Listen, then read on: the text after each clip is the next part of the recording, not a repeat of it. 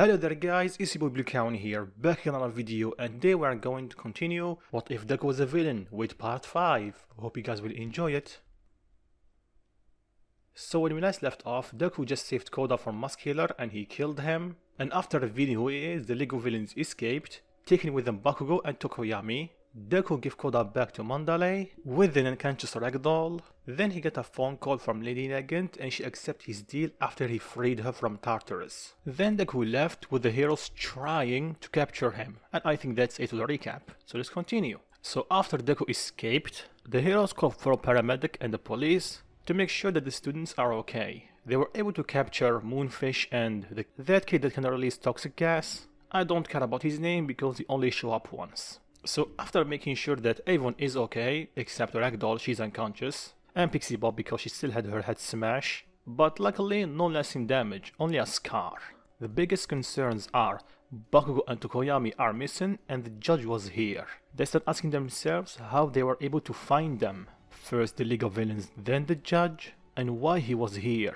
And to the shock of everyone, Koda answered. He was a bit hesitant and afraid because Deku killed the person in front of him, even though he told him to look away. And after telling them, they go check the mountain or hill and they found Muscular cut in half. Some of them gag at the scene. They never knew that the judge can be this brutal. He usually only aimed for the heart. The only time that he was this brutal, it was with Shie Hasaikai. But even with that, he completely obliterated them. He did not kill them like this. He's getting bolder, Aizawa replied. Do you mean that means something? The heroes ask. I don't know, but I just have a gut feeling and it's telling me that things will get worse from here. Everyone gulp thinking of something worse than this. Back to Deku, he just arrived home. It's pretty late, so after feeding Eri, he put her to sleep and he decided to check on Lady Nagant. Like he expected, she's awake. Can't sleep, Deku replied, stuttering Lady Nagant. What? How did you? Since when?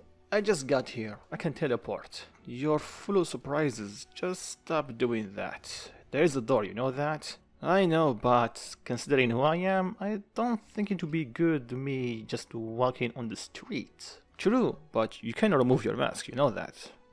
You got me there. I didn't feel like walking. Speaking of the mask, then Deku removed his mask. Nagant was surprised. What? Deku asked. Nothing. It's just, why did you remove your mask? Well, since we are technically will be partners, Deku replied, it will be better if you know my face. Plus, soon all the world will know my face. Really soon. Oh, why do I feel like something big is going to happen? Because it will. Because I will be getting rid of the biggest monster of this planet. But let us not get ahead of ourselves. We still have to deal with them. Lady Nagant grinned. Care to go over the details? She asked. Deku nodded. It will take some time to go over the details. Let me make some tea. She nodded and Deku went to make some tea, leaving a shocked Lady Nagant. She still can't get over the fact that he's the judge. He looks a bit young. Not too young, but still younger than her. And he looked kind of cute. She blushed at her own thoughts. Is something wrong? He asked her, snapping her from her thoughts. It's nothing. I'm just surprised you're younger than I thought. Well, you're not wrong. I'm in my early 20s. Maybe 25 or 23? I forgot. You forgot? Yeah, when you try to change over the world, age is something that you don't need to think about. You just need will and determination to move forward. I see. Anyway, let's begin. I'd rather be back home before sunrise. Because of your kid? She asked him. Deku raised an eyebrow. Yeah, pretty much everyone know about her. It's a big deal that the judge have a kid. I guess you're right. Anyway, who's the mother? I don't know. What? Yeah, I don't know. You mean... No. She's not actually my kid. Blood-wise. Really? Deku nodded. Do you remember the Shie Hasaikai? Or the day that I destroyed them? She nodded. We did hear some rumors about you completely obliterate them. Well, you're right. I did explain the reason why they were using humans as test subjects. Lady Nagant put the pieces together. Wait, you don't mean? Sadly, it is. They were using her as a test subject. Overhaul was using his quirk on her every day for the past few months. He hurt her to activate her quirk, then forcefully extract her blood, and because that bastard did not teach her how to deactivate it, he killed her and revived her every day. Lady Negan's eyes widened. She almost gagged, but she stopped herself when she saw the judge covered with a pinkish aura. He's angry. Everything around him starts shaking. The air starts becoming heavier. Just remembering those bastards is making him angry. Then he took a deep breath and stopped his aura. How old is she? Negan asked after a pause. I believe she's 6 years old. From what she told me, her dad disappeared and her mom left her shortly after that. My best bet is she accidentally used her quirk on her dad, killing him in the process, and her mom abandoned her and gave her to Overhaul, giving the poor little girl trauma thinking that she's a monster. That's just cruel, Negan replied, almost shouting. She's just a kid, she doesn't know any better, it was an accident. How can she do that to her own blood? Deku was honestly surprised, and he chuckled a bit. Who would have thought that the assassin ex-hero cared this much about a little kid? Well, I might be an assassin, but you still have a heart, right? He asked her. She nodded. As do you, Judge. But before we start our meeting, can I ask you a question? It's a bit personal. Go right ahead. How can you do it? Do what? Killing and keep moving forward. Don't you feel paralyzed that you have blood on your hand while trying and touch your daughter or any innocent people? And after a pause, Deku replied, I actually never thought of that, but I don't care. Because when I kill, I make the decision. I do my research on my target and kill them. Because with that, I know that cleanse the world of a monster, not a person. And each time I see her, even though I have blood on my hand, I remember that I'm doing this so no one can suffer like her and I. But my case is different than yours. Even though yes, both of us killed, you were forced and given false information. That's why your guilt is killing you, because you killed innocent people. Lady Negan knocked down. Then Deku added, and that proved that you still have a heart. Then she looked at him. Most killers, when they kill, they only do it for fun, or they just feel like it. Just like Muscular and Moonfish. When they kill, they don't feel empathy or regret. That's why they keep on killing. You, on the other hand, you feel regret, meaning you're still human. And that's also one of the reasons I freed you. And I'm sorry I cannot help you with your consciousness. That's the thing that you need to keep living with. I just hope that you will learn from your mistake and do not accept orders from anyone. And here I am, accepting a job from the judge himself. Yeah, but unlike your previous jobs, you will benefit the most out of it. And I give you the choice to do it or not. Yeah, I know. Anyway, thank you for the talk and the tea. It's actually pretty relaxing. Don't mention it, so should we go back to work? She nodded and they discussed the plan. And they will begin after a couple of days. Back to the pro heroes, they just gathered to discuss what happened. The judge showing up, saving a pro hero and a kid, and killing Muscular. And 2 students were kidnapped. Things don't add up. Where is Bakugo and why he was there?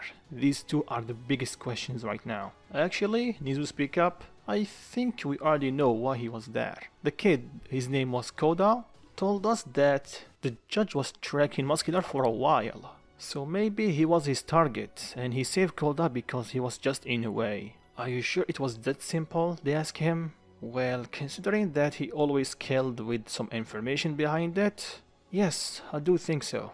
Plus, we do need to focus on our students right now. The heroes agreed, and just like the anime, after some time Momo woke up and she told the heroes about the tracker that she put on the Numu. They thank her, then suddenly they heard some static coming from the TV. They look at it and they saw the judge. They were surprised. Then Deku starts speaking up.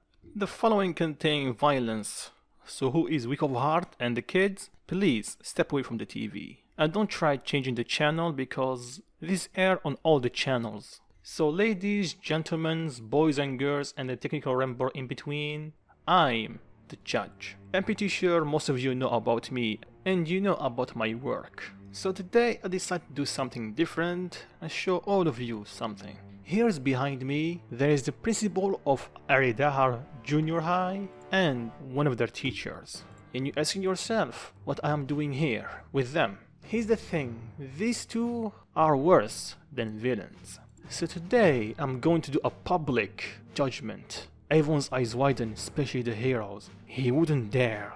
he wouldn't execute them in public, would he? Then Deku speak up again. You see, these two supposed to help the next generation, so we can move society forward. But what they do was the opposite. They made fun of students. Students that don't have any powers, aka quirkless. And that is putting it mildly. They bully, they turn a blind eye to bullyism. They play favorites with whoever have a powerful quirk. They don't care what he do. As long as he graduates from their middle school and spread the word, that's all they care about. Even if he was cruel, monstrous even, to the other students, they didn't give a damn. Heck, they even encouraged it and did it themselves. The other two try to talk, but they are tied up, unable to both talk and move. Zip it, you two. Deku glared at them, flaring his power. Don't you dare try to lie, because then he smirked. I have evidence. Then he clicked a button and everyone can see a video showing these two encouraging bullying and even harassing some kids that try to report this incident. So tell me, do you really think you can sneak your way out of this? Deku asked the two of them.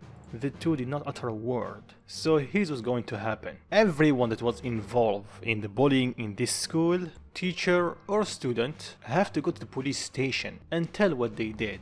I am not asking you, I'm telling you. And because I'm being generous, I will give you 12 hours, not a second more.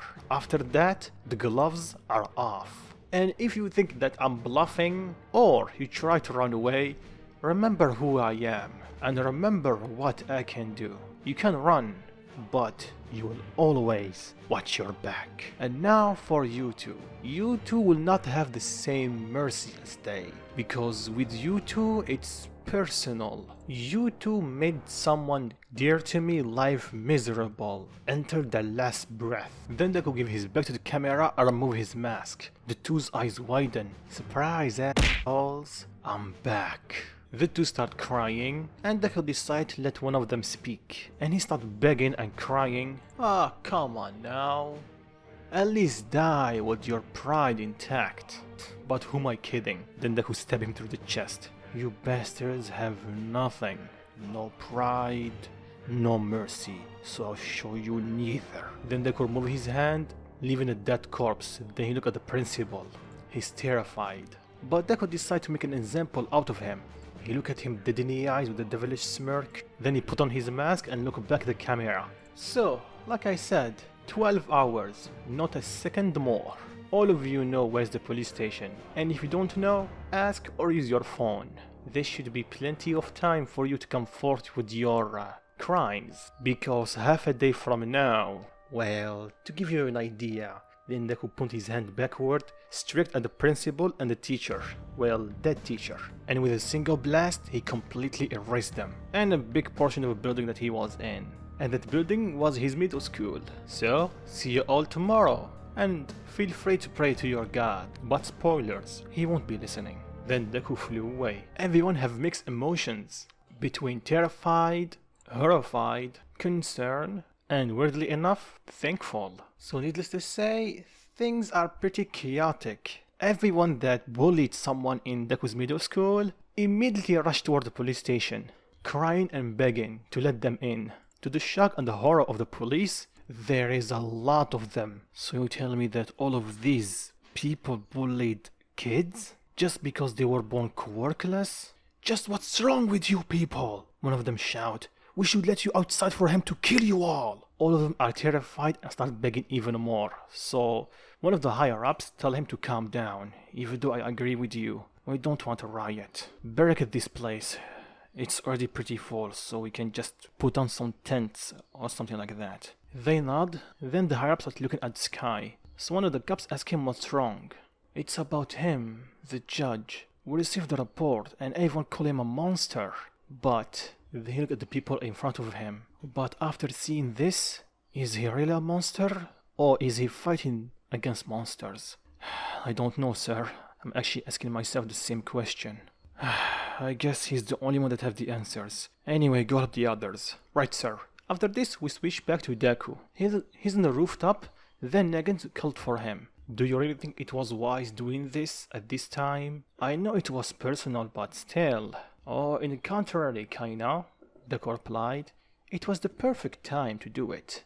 Because now the heroes, or most of them, are trying to find students, and they need their big guns just because of All For One's involvement with the League of Villains. And the police will be preoccupied trying to calm down the people and not kill the one that bullied the kids that were in the middle school. So with this, they will have their hands tied. So when we begin, there will be no backup and no one to interrupt us. Negan's eyes widen. She started laughing. Man, I see now our people are terrified of you. Not only you're strong, but your planning are perfect. Oh, why thank you. I'm just trying to not hurt innocent people doing my cleaning. And how is your skill? Still good at sniping? You didn't get rusty when you were in prison? A bit, but don't worry, Negan replied. But I'm still going to get my targets. Then she whipped out her rifle. Deku smirked. I can't ask for more. Anyway, I should head back home. I need to prepare dinner for Eri. Still can't get over the fact that you have a kid, Negan said, quite surprised. Deku laughed a bit. Me neither. Speaking of which, my guess is you can't cook, right? Negan blushed. Well, I was an assassin, not a cook. Wait a second. The way you said it, you can cook? Deku nodded. Jeez, what else you can do? Deku started laughing. I still have a few tricks up my sleeve. All of them are for combat, but cooking is special to me. And the way he said it got the attention of Negan. Oh? In what way? Deku looked down. It's one of the few things that make me remember the only person that showed me kindness in this cursed world. And I don't want to cast aside and lose that connection and memories. They are the only thing that is keeping me sane sometimes. Negan was lost for words. So who was he? And after a pause, Deku let out a sigh. It was my mom. She was killed by the hand of a villain that had the help of a fake hero. Negan's eyes widened. No wonder he hate the fake and villains this much. Anyway, the reason I asked you is, do you want to have dinner with us? I'm pretty sure eating junk food for a few days, it's not healthy or good. You sure? Deku nodded. Well, if you're offering, sure. But don't you think I'll use this information to turn on you? Deku started laughing. I know that you'll not do that, because one, everyone that know about my attack think that you're dead, so no one is using you. Second, if you do that, I'm way stronger than you think, so I can easily remove any trouble that you made. And lastly, if you do that, you'll have way more to lose than me. And after this, Negan just sighed. Are you sure you're still human? You pretty much think of every case scenario. Deku started thinking. Well, I do have a human body, so yes, I think I'm still human. So should we get going? She nodded. Just put your hand on my shoulder. She did, and Deku teleported to his house. And immediately Eri came running at him and hugging him. Deku smiled. I'm home, Eri. She smiled back, then she saw Negan. Who is she? Oh, she's my temporary teammate. We are working on something together, so don't worry about it, okay? She nodded. You're hungry? She nodded again. You two can sit. Dinner will be done shortly. The two nod. They sit down and Negan is a bit uncomfortable. She doesn't know how to interact with kids, especially Eri after Deku told her what he did and how he saved her. Eri on the other hand, she doesn't care, she's only playing with her puppy. So after a bit they sit down and ate, and after a bit Negan catch Eri staring at her.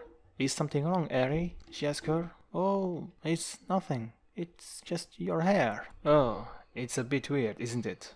Oh, no, it's not. It's actually nice. Don't you think, Dad? Yeah, now I think about it, it does suit her a lot. Eri smiled and nodded, like I said. Plus, I really like the pink stripes. Thanks for the compliment, Negan replied. Fast forward a bit and Eri is getting tired. I'll be right back, Eri. Eri nodded. Oh, okay. Good night. Then Deku teleports Negan back to her apartment. And before he can say anything, she thanks him. For what? For giving me a peaceful and normal night. It's been over a decade since I had a normal dinner, without someone trying to kill me or keeping tabs on me. Even though I know that this dinner have other purposes, not just for me to have a normal dinner. Deku sighed. You figured it out, huh? She nodded. Sorry about that, but it was a test. A test? She asked. Yeah. Not for you, for Eri. Then he explained what happened in part 2. Meeting with Nijire, the kidnapping. So this dinner was a test for her to see how she reacts to strangers. And I'm glad that she was fine overall.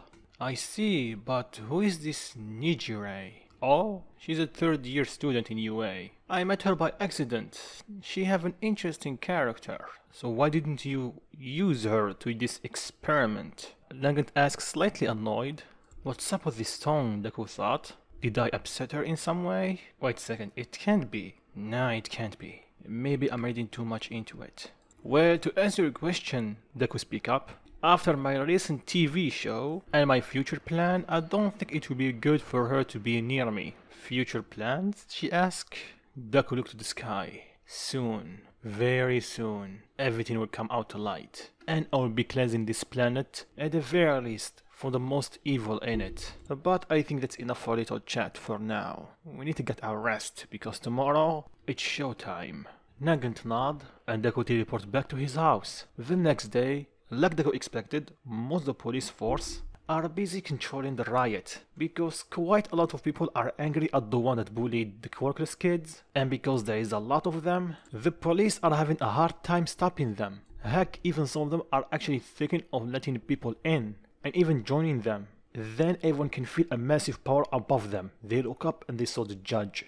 Everyone were frozen, in a mix of both shock and fear. Deku slowly descended in front of the police chief. The other cops did point their guns at them. Sorry, at him.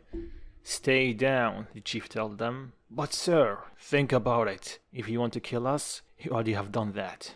They saw the logic and they put the guns down.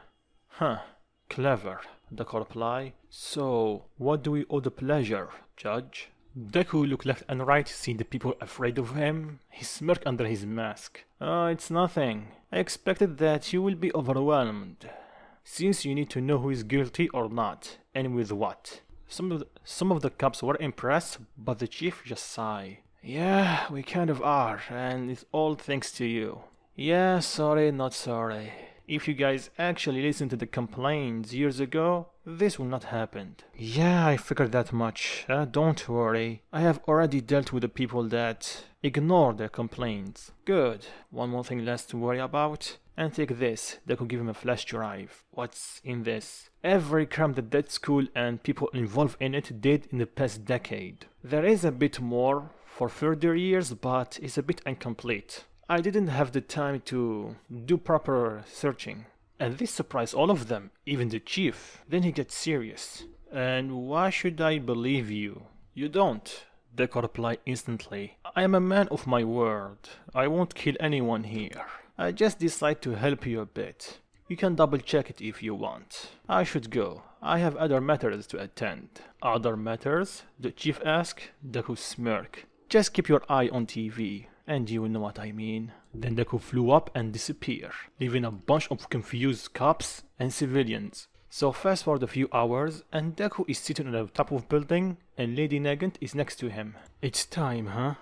Yes. The police are busy with the riots, and the heroes are busy making a plan to stop the League of Villains and save Bakugo and Tokoyami. It can't be a more perfect time. Yeah, because you planned it. Oh, you flatter me, Kaina. So, shall we dance? She smirked and Deku put on his mask. I thought that you would never ask. Then she readied her rifle and Deku teleported away, right into the conference meeting of the Hero Safety Committee. All of them were shocked. The judge? How did you? Guards, stop him! Some guards tried to stop Deku, but Deku instantly killed them. Now, don't do sudden moves. I'm really itching to finish you off. All of you. All of them are scared. But, Deku added, I have other plans. Back in the police station, the chief is thinking about Deku's words. He's looking at TVs, but there's only normal shows. Until they start changing. All of them. And from the screen he can see the judge, and behind him are the Hero Safety Committee heads. His eyes widen, then Deku starts speaking. Hello, we meet again. I'm glad to hear that all of you cowards did hear from my advice and went to the police station. For that, you're lucky. And for the few that thought that I'm bluffing, I will be right there. After I deal with them. Most of you already know them. These are the Hero Safety Committee. The one that's supposed to put the heroes in check. to make sure to keep you safe. But unknowns to all of you, they have a dark secret. Or should I say, secrets. Ranging from taking little kids and training them to be assassins, to threatening pro heroes and working with villains, so they can play both sides, control everything, and in the process they don't care who need to be sacrificed, a pro hero or a civilian. Most of the time they kill them, but luckily I was able to save one, and she is really eager to get payback. Then Deku created a key sword. I usually do my work alone, but this time she deserves her justice, and you, your judgment. The Hero Safety Committee tried to talk, so Deku removed the tape from one of them, the president. Any final words?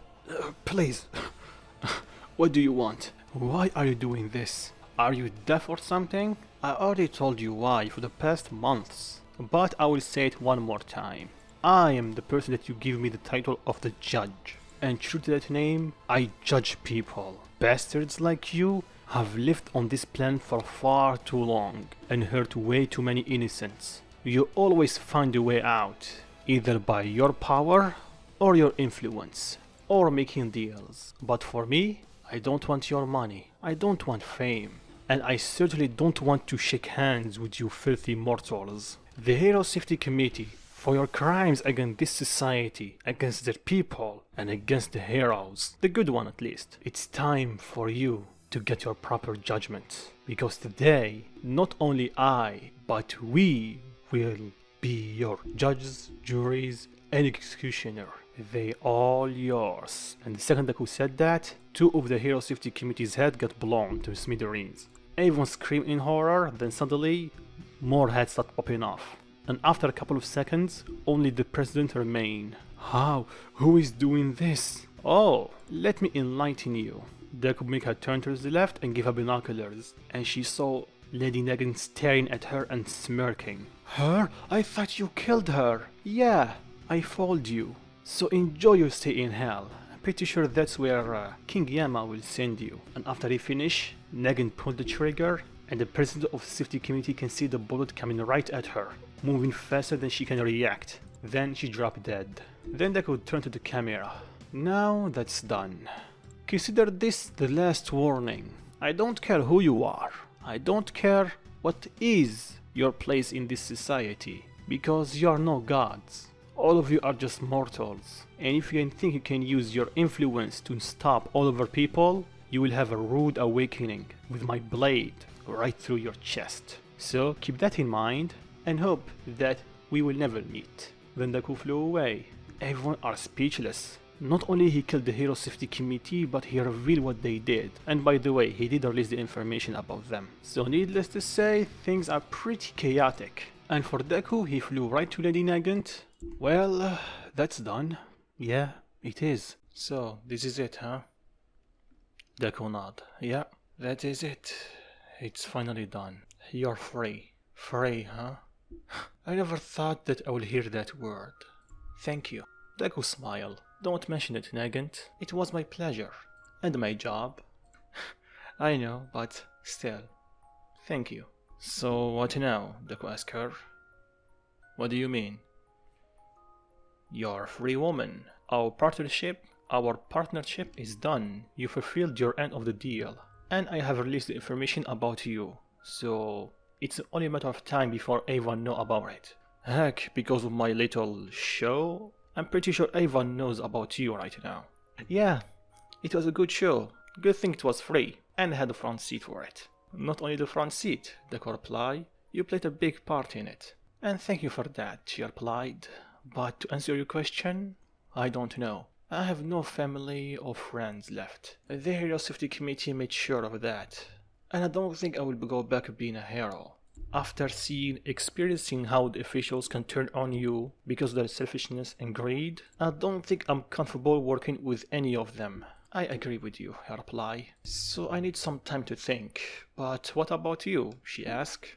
What do you mean? What is your next move? Oh, me? I still have one last job. And let me guess, it have to do with the League of Villains and soon to be attack, right? Do you have a second psychic work that I don't know about? Deku asked a bit in shock. Legend laughed. No, It's just I'm not stupid as the rest, or most of them. And on top of that, I spent some time with you, so I can understand how you think. To some extent. Deku just nodded. Well, you're right on the money. So what should we do? She asked him. Wait a second. We? He asked. She nodded. I worked with a lot of people, but working with you was different. It felt that I'm actually doing good for once in many years. You don't have any alternative motives, and you don't hide behind shadows, to some extent. And I can see that what you're doing is true justice. But I kill people. Yes, you do. But those people deserve it. Maybe Avon call you a monster. But to some extent, Avon is a monster deep down. But most of us try to keep our heart. And you did. There is no way a killer will show mercy and kindness to a kid that he doesn't know, or doesn't have any bonds with it. Plus there is the fact that I kind of like working with you. So yeah, I'm sticking with you. Deku stood quiet. Ah, come on. You know that I'm right. I'm not saying that you're not, but that's only one part of me. You don't know my past. You don't know anything about me. You don't know what I did. You're right, I don't know. I can see the look on your eyes. You regret what you did, and you're trying to atone for it. Deku started thinking. Atonement? That's way too late for me. Then you look at her. But I can still use this. Fine. I will keep you around. But you owe me one. Negan smiled. That sounds fair. And, by the way, Then she kissed him, shocking him. What was that? Oh, is the almighty judge flustered because of a kiss? Shut up. She laughed a bit. Consider this my thank you gift. Maybe it can be more, she whispered the last part. Then she put her hand on his shoulder. So come on, let's go. I'm pretty sure Eri is waiting for you. Deku collected himself. Whenever I think that I understand you mortals, you always surprise me. She laughed more than the teleport back to Eri. Unbeknownst to two of them, someone was watching them. He indeed changed. But to what extent? And with this, I'm going to stop it right here. So what do you think of it, guys? Hope you guys did enjoy it, and the next part may or may not be the last one. So thank you for watching, and if you want next part sooner, drop a like. 500 likes and I will make it. And if you are new, subscribe, there's more videos like this coming. And see you guys soon. Peace.